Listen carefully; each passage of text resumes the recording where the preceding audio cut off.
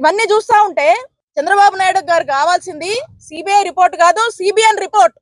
ఈ CBN report కావాలి కాబట్టే ఏదో కమిటీలు అంటున్నాడు, ఇంకోటి అంటున్నాడు.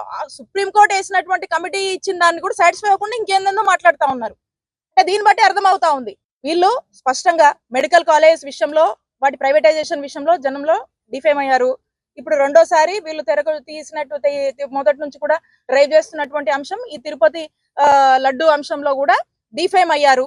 ఇవి కప్పిపుచ్చుకోవడానికి ఇంకా ప్రజల్ని నమ్మించే ప్రయత్నం, వైఎస్ఆర్ కాంగ్రెస్ పార్టీకి ఆపాదించేటువంటి ప్రయత్నం, ప్రజల్ని ఇంకా కూడా అభూత కల్పన ఏదో మాటల్లో అసత్య ప్రచారాల్లోనే వాళ్ళ నుంచి వైఎస్ఆర్ కాంగ్రెస్ పార్టీ గురించి ఇంకోలాగా అనుకోవాలి అని చంద్రబాబు నాయుడు గారు చేస్తున్నటువంటి కుతంత్రాలుగా మనం చూడాల్సినటువంటి అవసరం ఉంది. కాబట్టి ఒకటే చెప్తా ఉన్నాము, చంద్రబాబు నాయుడు గారు ఎన్ని కుట్రలు చేసినా, ఎన్ని అవాస్తవాలు చెప్పినా, ఎన్ని అసత్యాలు చెప్పినా ఆ దేవుడు ఉన్నాడు, మాకు నమ్మకం ఉంది. ఇప్పటికే క్లియర్ గా మరి సిబిఐ సిట్ లో పేర్కొంది.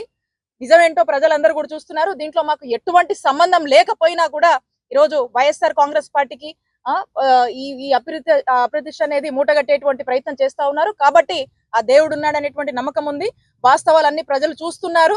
ఇప్పటికే కూడా పెద్ద ఎత్తున కూడా చంద్రబాబు నాయుడు గారు కూటమి ప్రభుత్వం మీద వ్యతిరేకత అనేది వచ్చింది. ప్రజల్ని గ్రౌండ్ లోకి వచ్చి ప్రజల్ని అడిగితే చెప్తారు. కాబట్టి మేమంతా చెప్తా ఉన్నాము, వైఎస్ఆర్ కాంగ్రెస్ పార్టీ మీరు ఎన్ని ఇబ్బందులు పెట్టినా, దాడులు చేసినా, ఎంతమంది వైఎస్ఆర్ కాంగ్రెస్ పార్టీ కోసం ఈ రోజు నిలబడి పని చేసేటువంటి ప్రతి కార్యకర్తని ఈ రోజు హింసిస్తున్నారు. ఇవన్నీ కూడా గుణపాఠాల్లాగా మిగలబోతున్నాయి మీకు ఫ్యూచర్ లో అని తెలియజేసుకుంటున్నాను.